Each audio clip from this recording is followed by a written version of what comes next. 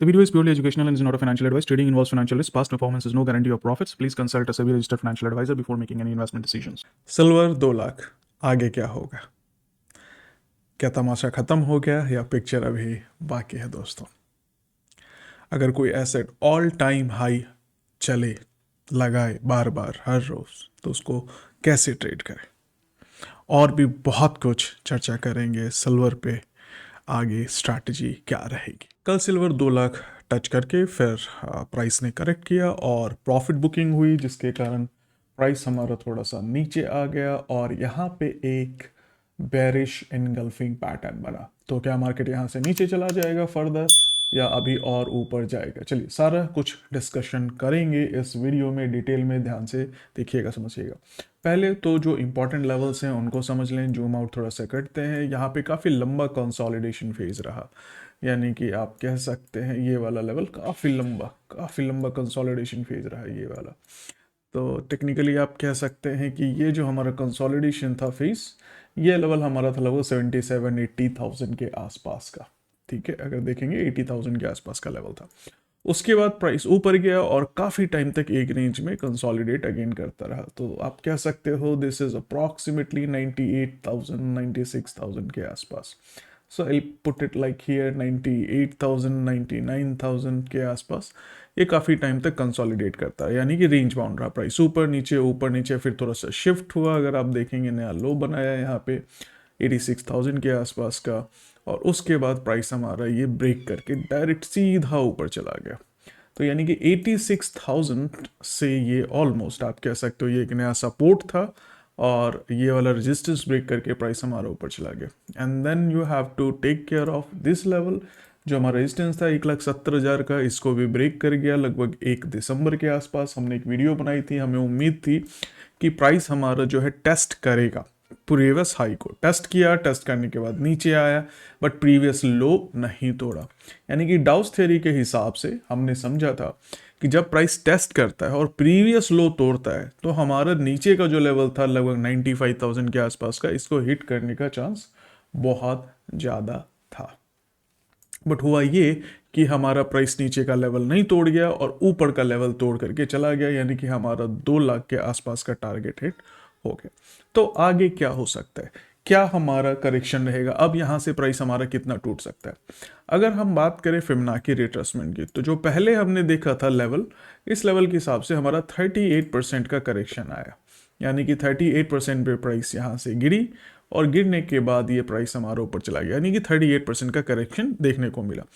तो Fibonacci retracement में 38.2 और 61.8 ये बहुत ज़्यादा इंपॉर्टेंट लेवल्स होते हैं, तो बहुत ज़्यादा स्ट्रॉन्ग लेवल्स होते हैं। यहाँ पे सबसे ज़्यादा आपको करेक्शन रिवर्सल्स देखने को मिलती है।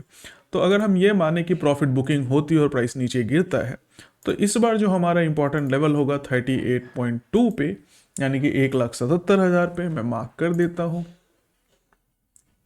तो 1,77,000 पे मैं कलर चेंज कर देता हूँ इसका।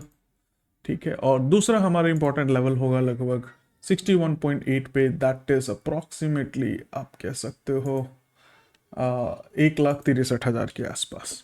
तो ये जो दो लेवल हैं 1,63,000 और 1,78,000 77,000 के आसपास, 78,000 के आसपास, ये दो हमारे जो है स्ट्रॉन्ग सपोर्ट लेवल होंगे प्राइस हमारा नीचे गिरेगा तो यानी कि प्राइस यहाँ से गिरता है तो आप टारगेट ले सकते हैं 1,78,000 का। अभी भी इनगल्फिंग पैटर्न बन चुका है, तो चांसेस है कि 1,78,000 तक का आपको डाउन देखने को मिल सकता है। अगर आप शॉर्ट हैं तो आप यहाँ तक का 1,78,000 1,78,000 तक का टारगेट रख सकते हैं। तो क्या ये हमारा 2 लाख का लेवल स्ट्रॉन्ग रेजिस्टेंस रहेगा? यहाँ पे गेम ओवर हो गया। देखिए अगर फिबोनाची एक्सटेंशन की माने तो जो हमारा पुराना करेक्शन था उसके हिसाब से ये 200% है इस करेक्शन का, यानी कि जितनी बड़ी हमारी करेक्शन थी लगभग 30,000 रुपए के आसपास की, उतना ही हमारा यहाँ से ऊपर चला गया दो, यानी कि 200% की करेक्शन आ गई। तो एक बार की तो कूल डाउन या ईज होगा यहाँ पे, यानी कि थोड़ा टाइम हो सकता है कंसोलिडेट प्राइस यहाँ पे करे। लेकिन क्या अगर प्राइस ऊपर जाता है और 2 लाख को तोड़ देता है तो हम क्या करें, यानी कि हमारा हर रोज नया हाई बनता है? तो इस तरह के सिचुएशन में जब हमारा कोई भी stock, currency, commodity, silver, gold, तो इस सिचुएशन में जो हमारी ट्रेडिंग स्ट्रैटेजी होती है वो बहुत ही सिंपल होती है। हम लोग हर कैंडल पे स्टॉप लॉस ट्रेल करते हैं। तो क्या होती है वो स्ट्रैटेजी, वो मैं आपको समझाता हूँ। जैसे कि फॉर एग्जांपल, तो जब ये हमारा 1,70,000 का हाई टूटा और नया हाई बनाया, तो हम क्या करेंगे? ऑब्वियसली ब्रेकआउट के बाद आप चाहो तो बाई कर सकते हो। अब इस सिचुएशन में जब आप यहाँ बाई करते हो, तो इस कैंडल का लो आपका स्टॉप लॉस हो जाता है। यानी कि आप कह लो कि ये वाला कैंडल का लो स्टॉप लॉस होता है। यानी कि सिंगल कैंडल स्टॉप लॉस लेके हम चलते हैं। कई लोग इससे एक पहले वाली कैंडल का स्टॉप लॉस लेके भी चलते हैं। ठीक है, अगर बहुत ज़्यादा वोलेटिलिटी है तो आई विल रिकमेंड कि सिंगल कैंडल स्टॉप लॉस ले चले, अदरवाइज दो कैंडल का स्टॉप लॉस लेके चले। तो हम सिंगल कैंडल स्टॉप लॉस लेके चलते हैं। अब जब इसने नेक्स्ट डे और ऊपर चला गया, तो हमारा स्टॉप लॉस यहां से शिफ्ट हो जाएगा और स्टॉप लॉस हमारा जो ऐड होगा, यहां पे हमारा स्टॉप लॉस ऐड हो जाएगा इस कैंडल के नीचे, यानी कि जो कैंडल ब्रेकआउट हुई है। तो ये डे क्लोज होगा तो हमारा स्टॉप लॉस यहां हो जाएगा। अब वेट करेंगे हम प्राइस का, या तो स्टॉप लॉस हिट हो या नया हाई बने। तो इसने फिर से नया हाई बनाया, बट रेड कैंडल बनी, कुछ नहीं करेंगे जब तक इसका हाई ब्रेकआउट नहीं होगा, हम कुछ नहीं करेंगे। तो यहां पे इसका हाई ब्रेकआउट हो गया। अब जो ये वाली ग्रीन कैंडल है, इसके लो को आप स्टॉप लॉस बनाएंगे। तो हमने यहाँ पे स्टॉप लॉस ले लिया। अब यहाँ पे हाई नहीं ब्रेक हुआ पिछला का, अब यहाँ पे इस कैंडल ने पिछला हाई ब्रेक कर दिया। तो जो हमारा स्टॉप लॉस होगा टेक्निकली शिफ्ट होगा यहाँ पे, यानी कि स्टॉप लॉस हम ट्रेल कर रहे हैं। अब इसका हाई यहाँ पे ब्रेकआउट हो गया, रेड कैंडल है। अब हमारा जो है हाई यहाँ पे ब्रेकआउट हो चुका है, चाहे स्पिनिंग टॉप है, और यहाँ पे हमने अपना स्टॉप लॉस शिफ्ट कर लिया। अब क्या हुआ, अगले दिन ये ग्रीन कैंडल बनी, ऊपर क्लोजिंग हुई, तो हमारा प्रीवियस हाई टूट गया प्रीवियस कैंडल का, तो हमारा स्टॉप लॉस यहाँ पे शिफ्ट हो गया। तो इस तरह से हमारा स्टॉप लॉस शिफ्ट होता जाता है। अभी तक स्टॉप लॉस आपका हिट नहीं हुआ है, तो जैसे ही हिट होगा आप एग्जिट कर जाएंगे। तो ये जो पूरा रेंज था यहां से यहां तक का, आपने इसको प्रॉफिट में बुक किया। तो इसको हम लोग बोलते हैं स्टॉप लॉस को ट्रेल करना। अब जाके ये होता है कि दूसरा तरीका होता है इसमें, कई लोग अप्लाई करते हैं यहाँ पे 6 पीरियड का मूविंग एवरेज। जैसे कि मैंने यहाँ पे 6 पीरियड का मूविंग एवरेज ऑलरेडी अप्लाई किया हुआ है। तो इनपुट में आप जाएंगे, 6 पीरियड हमारा मूविंग एवरेज, आप चाहे इसको थोड़ा सा थिक कर दो ताकि विजिबिलिटी ज़्यादा अच्छी हो। अब क्या करते हैं, जैसे ही हमारा प्रीवियस हाई ब्रेकआउट होता है, हम 6 पीरियड का मूविंग एवरेज लगा के रखते हैं और हम वेट करते हैं कि क्लोजिंग 6 पीरियड के नीचे हो। तो अगर आप यहां देखेंगे तो इस कैंडल का भी क्लोजिंग नहीं हुआ, किसी भी कैंडल का ऐसी कैंडल नहीं है जिसका क्लोजिंग जो है हमारा 6 पीरियड के नीचे हो। तो जैसे ये क्लोजिंग 6 पीरियड के नीचे देगा, आप एग्जिट कर जाएंगे। फॉर एग्जांपल यहां देखते हैं, जैसे हमारा यहाँ पे ब्रेकआउट हुआ, ऑल टाइम हाई था लगभग 1,16,000 के आसपास, हमने बाइंग करी। अब हम वेट कर रहे हैं कि क्लोजिंग दे। तो यहाँ पे देखेंगे, मैं फिर से जूम इन करके दिखा रहा हूँ, यहाँ पे क्लोजिंग आ गई तो आप एग्जिट कर लेंगे। तो उसके बाद हम बोलते हैं नॉर्मली पुल आउट स्ट्रैटेजीज, यानी कि मूविंग एवरेज के प्राइस ऊपर चला गया और प्रीवियस हाई तोड़ गया, तो आपने फिर से यहाँ पे बाइंग करी और आपकी क्लोजिंग यहाँ पे, तो आपको एग्जिट करना पड़ेगा। And then again pull out हुआ, यानी कि ऑल टाइम हाई यहाँ पे ब्रेकआउट हुआ, आपने यहाँ पे बाई किया। अब आपका जो है, जब तक मूविंग एवरेज के नीचे क्लोजिंग नहीं दे, आप बैठे रहेंगे। तो यहाँ पे आपका मूविंग एवरेज के नीचे क्लोजिंग आ गया, आप निकल जाएंगे। तो this strategy is used specially in, जब हमारा बहुत ज़्यादा शार्प राइज हो प्राइस में, बहुत ज़्यादा मोमेंटम हो, बहुत ज़्यादा आप कह सकते हैं बाइंग आ रही हो, ट्रेंड बहुत शार्प हो, तो हम लोग मूविंग एवरेजेस को, 6 पीरियड मूविंग एवरेज को यूज करते हैं। अब यहां पे एक इंपॉर्टेंट पॉइंट है नोट करने वाला, दैट इज आरएसआई का divergence. That is very important to see. तो अगर आप ध्यान से देखेंगे, यानी कि ये कहना कि क्या अभी खत्म हो गया ट्रेंड हमारा, यहाँ पे देखिए खत्म हुआ या नहीं हुआ, ये तो समय बताएगा, क्योंकि मैंने आपको स्ट्रैटेजी बताई भी कि अगर यहाँ से हाई टूटता है तो हम कैसे ट्रेड करेंगे ऑल टाइम हाई पे।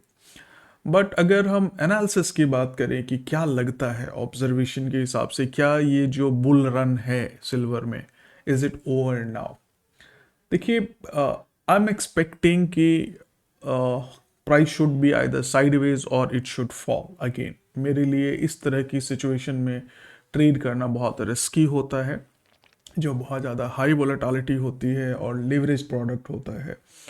हाउएवर, अगर हम एनालिसिस की माने तो यहाँ पे एक बहुत की इंपॉर्टेंट सिग्नल है जो आपको ध्यान देना चाहिए। देखिए, नॉर्मली प्राइस बढ़ता है तो आरएसआई भी बढ़ता है। जैसे फॉर एग्जांपल हमारा इधर प्राइस बढ़ा तो हमारा जो आरएसआई है ये भी ऑलमोस्ट बढ़ा। अगर आप देखेंगे ये बढ़ा है। बट यहाँ पे हमें अब RSI में डाइवर्जेंस देखने को मिल रहा है, यानी कि हमारा जब प्राइस बढ़ा है तो हमारा RSI जो है ना घटा है, रिलेटिव स्ट्रेंथ इंडेक्स वो हमारा घटा है, यानी कि जो मोमेंटम है या जो स्ट्रेंथ है इस प्राइस मूव की वो घट रही है। आप एक तरह से इस तरह से माने कि गाड़ी का जो पेट्रोल है वो अब खत्म हो रहा है। तो this divergence is a very strong signal. तो अब आप थोड़ा सा दिल थाम के बैठिए, 2 लाख का अगर ब्रेकआउट होता है तो थोड़ा सा आप सप्लाई जोन के लिए कॉशस रहिएगा। सिर्फ एक कैंडल, यानी कि कोशिश ये करना है, होल्ड ऑन सेकंड, कि ये जो हमारा सप्लाई जोन है, ठीक है, इसमें प्राइस ब्रेकआउट करके जाएगा, आपको उस दिन एंट्री नहीं लेनी। नेक्स्ट डे जब हाई ब्रेकआउट होगा तो आप एंट्री लें, उससे पहले मत लें, यानी कि एक दिन ब्रेकआउट के बाद छोड़ दें। अदरवाइज आप एंट्री लें तो स्टॉप लॉस ट्रेल कर लें, दोनों कंडीशन बता दिएगा। बहुत जल्दबाजी करते हैं, ब्रेकआउट होता है तो आप स्टॉप लॉस ट्रेल करके करें। ये सप्लाई जोन है, इसका थोड़ा सा आप माइंड करेंगे, ठीक है। दूसरा, प्राइस हमारा लो टूटता है, यानी कि हमारा इनगल्फिंग बना, इनगल्फिंग की कंफर्मेशन आती है, और तो पूरा पूरा चांस है कि this should hit first target of 1,78,000 and then second target of 1,63,000 के आसपास का। फर्दर अगर फॉलोइंग होता है then we can see 1,38,000। So मैंने आपको बुलिश की स्ट्रैटेजी भी आपको बता दी कि बुलिश केस में क्या करना है और बेरिश केस में हमें कहां पे एंट्री बनानी है और क्या हमारा टारगेट होगा।